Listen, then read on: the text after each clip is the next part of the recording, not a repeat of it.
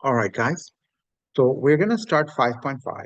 And just for the record, nothing I say from this point forward will be on exam one. Exam one is for sections 5.1, 5.2, 5.3, 5.4. Please read the announcement. It's called Study Guide for Exam one. Make sure you understand that.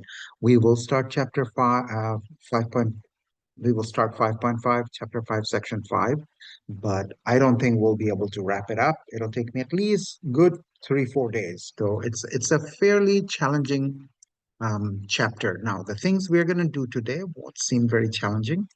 So it's called fundamental counting principle. Some people call it multiplication rule of counting, which is very intuitive and makes sense. I'm going to read it, but I'll give you more examples and only then it'll click.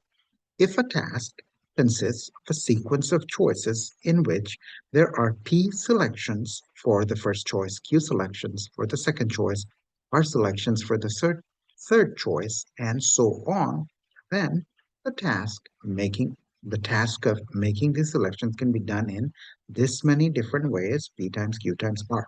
Suppose, so let me give you an example. Okay, suppose somebody has two shirts. Okay, he's going to wear a shirt, has two shirts.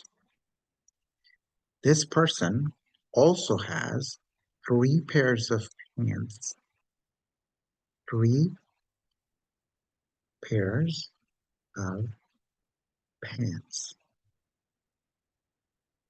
And the same individual has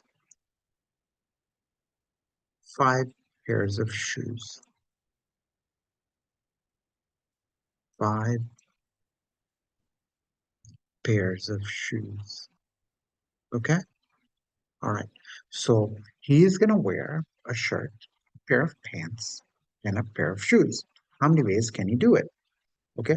You can look at this question as if you're asking somebody has two shirts, 3 pairs of pants, and 5 pairs of shoes.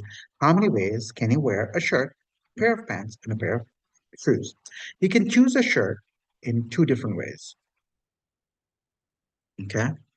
He can choose a shirt in 2 different ways. He can choose a pair of pants in 3 different ways. And he can choose one pair of shoes in 5 different ways. And the answer is 30.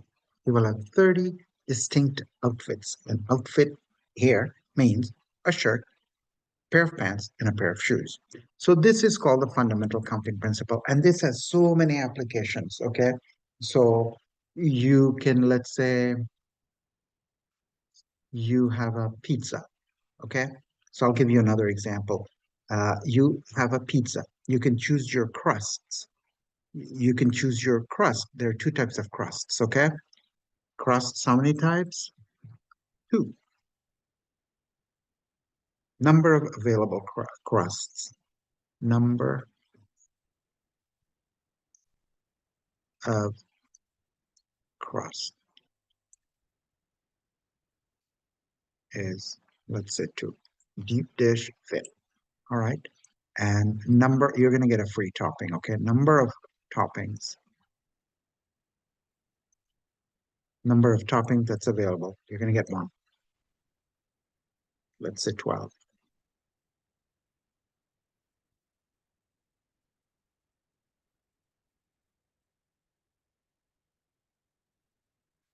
I guess I can say crusts. Sounds funny when you use plural.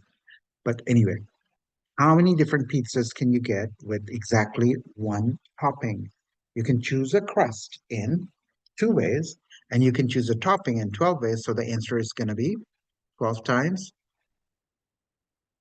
2 times 12 or 24.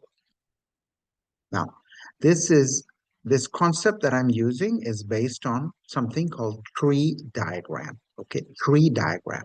Now, I'm going to show you tree diagram on the next slide. Okay, it's very hard to do it for 12 toppings, so I'm going to make my case, make it a little simpler. So let's say you have 2 crusts, deep dish and thin. All right. And toppings, let's make it simple. Let's say you have 3 toppings. And what are we going to call them? I want to be very concrete here because I want you to understand this. Okay. All right. So let me grab this and go somewhere else.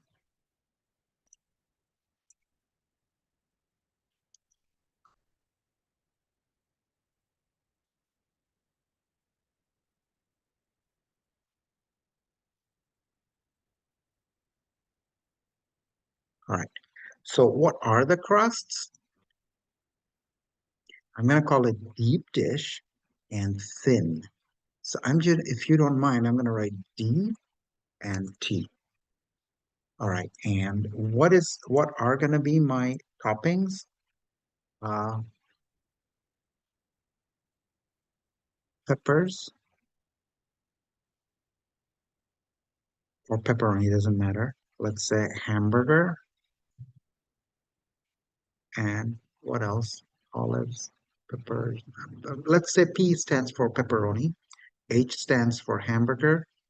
And let me get something vegetarian. I don't want to use, well, let's just say bell pepper. Okay, bell pepper. I just want the letters to be distinct. Okay, I have to type it. That's all. I can put onions, and I don't like O. O is a little confusing. So my crusts are deep dish or thin, and my toppings, I want to pick one. It gives you one topping. P, pepperoni, H, hamburger, and B is bell pepper. So I'm going to draw a tree diagram. So you're going to first decide what kind of crust you want, and you can do do it two ways.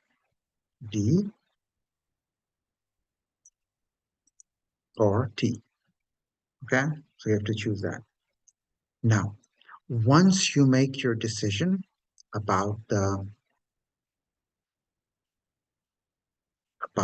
crust, now you get to decide about the topping. With this, you have three choices. P, let me see if I can do a clever trick. P, well, it won't let me. That's okay. P, H, and D. All right. So I'm going to line them up like this.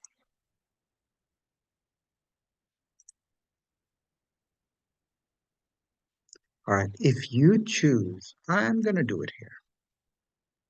I'm going to do it here because I need the room.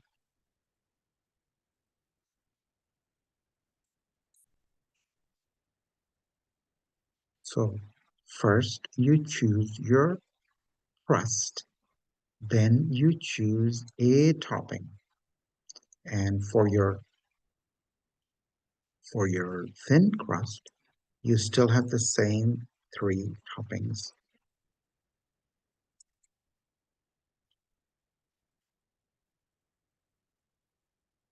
All right. Now, what's interesting is this. Why is it called a tree diagram? Because that's how we draw it generally. Connect this to this, connect this to this, and connect this to this, and connect this to this, connect this to this, connect this to this. So, so on here, I'm going to write down what kind of a pizza did you get? You got a deep dish pepperoni, all right? And you got a deep dish hamburger. And here, you got a deep dish bell pepper. It takes a little bit of time, but I'm trying to make a point, guys, okay? And it's worth our time. I'll tell you why. And this is going to be a thin crust pepperoni, a thin crust hamburger or ham, and this one is thin crust bell pepper. All right. So you have um, with two crusts. two choices for your crust and three toppings, you have six different pizzas. Now, this is called tree diagram. Now, of course, you could have said, oh, that's easy. How many ways can I choose a crust? Two choices. And I'm just going to use the multiplication rule. How many ways can I choose a topping? Three choices. The answer is six. Okay. Now, there will be problems in your book. Sometimes they'll say, fine, list all of them. So you have to kind of know how to do it systematically. Okay.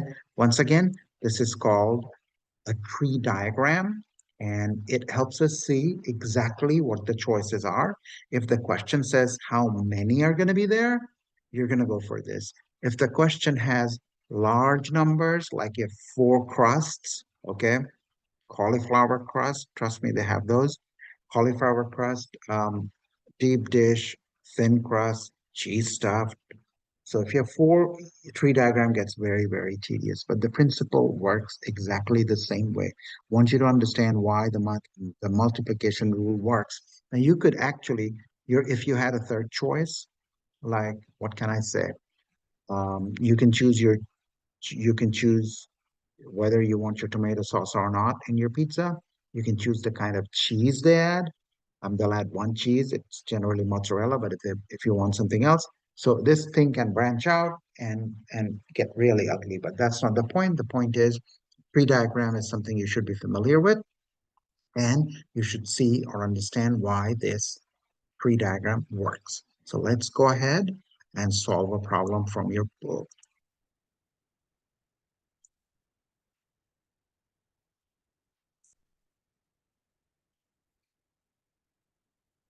So this is an example from your book. The International,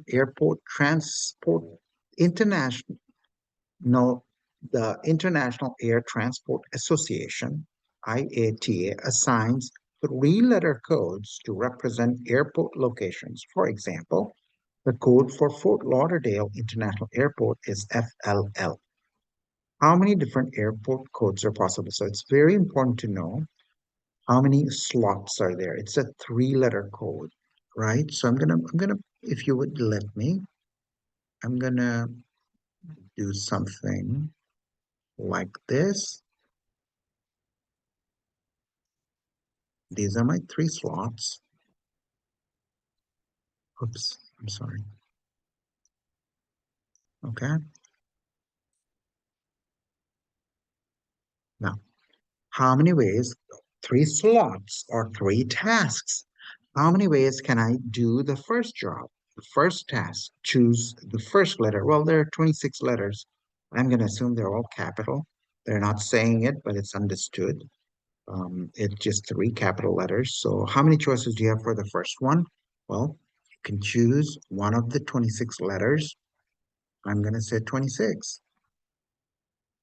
How many choices do you have this for the second one? Well, I'm going to say the exact same thing, 26 again.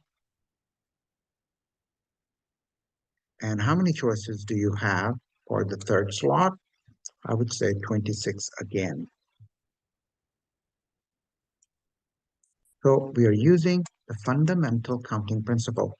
Now, in your book or on the exam, you have to kind of multiply it out. And 26 raised to the power 3 is a large number. And you're going to see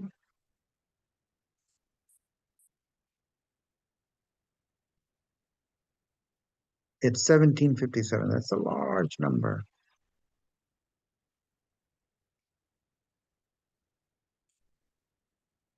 1750, 17,576. Got it? Using fundamental counting principle.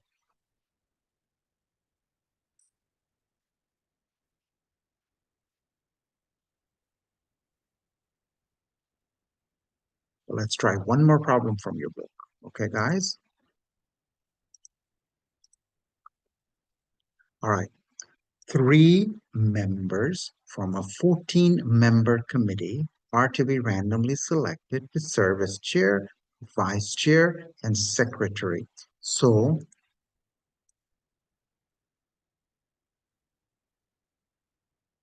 all right. So you don't have to worry about this too much, but I'm going to write it down. I want a chair, C, a vice chair, and a secretary.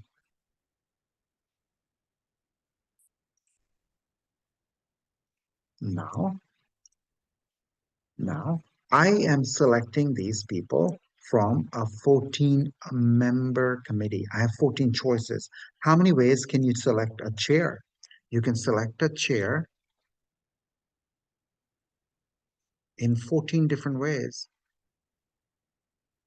How many ways can you select a vice chair? The assumption is the person who is serving as the chair cannot be the vice chair. So you have 13 choices. And the person, if two of the 14 committee members are gone, they're serving as the chair and the vice chair, you have how many left? 14 minus 2 is 12. And you multiply all these numbers using fundamental counting principle. And you say, okay, 14 times 13 times 12. Done. And the answer is 2,184.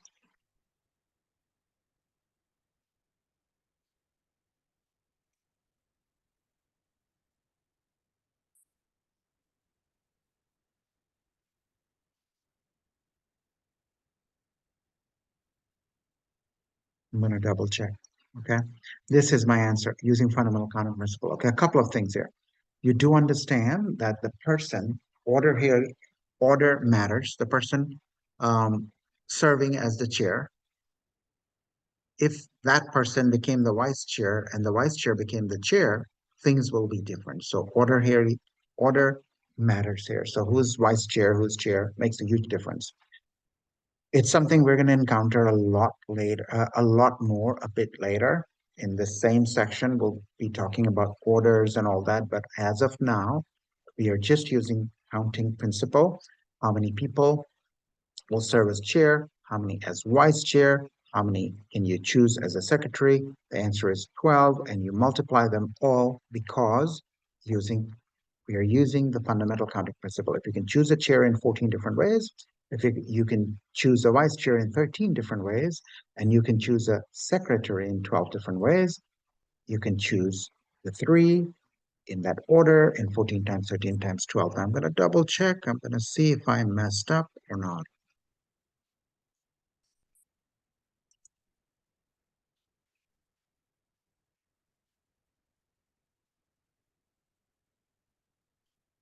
No. Let's try one more problem, okay? One more problem from your book, and then we'll see. Let's read it. You have just been hired as a book representative for Pearson Education. On your first day, you must travel to 7 schools to introduce yourself. How many different routes are possible? We're going to assume you can go from any one of the 7 schools to the next one. Okay. So you have school one, school two, school three. Let's write it down. You have 7 different schools. Okay. I'm going to call them school one, school two, school three,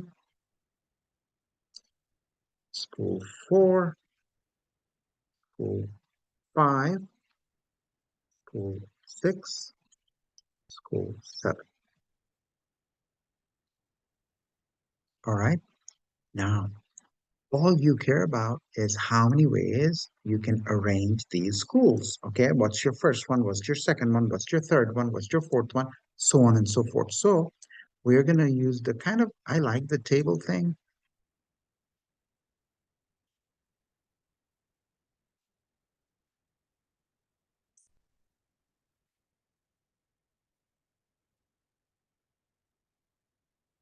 Okay, so how many ways you can choose your first school? Okay, I'm going to write first. I'm not going to write all of them. It's going to be too cumbersome. I think you understand it is the seventh one. Okay, okay. You have 7 choices for the first one, 6 choices for the second one, five, four, three, two, and one. And using fundamental counting principle, you'll just multiply them together. I'm going to write down this product, okay? I'm going to, because this is a special product. I'm going to write down like as follows. 1 times 2 times 3 times 4 times 5 times 6 times 7. Now, when you have a pattern like this, you multiply a bunch of numbers starting with 1, 1 times 2 times 3 times 4 times 5 times 6 times 7. You can also write it as 7 factorial. This is a large number, okay? On the exam, your book will let you write 7 factorial. So when you have numbers like this, it has to start with 1 and go all the way to 7, 8, or 9. So what's 10 factorial? 10 factorial is going to be, it's something to keep in the back of your head, and we'll do it later. So what's 10 factorial? 1 times 2 times 3 times 4 times 5 times 6 times 7 times 8 times 9 times 10. Okay? So that's all, guys, and good luck with your exam. Make sure you take it on time. On June 20th, you're getting a big chunk of time to study and do well on your exam. Take care. Bye bye.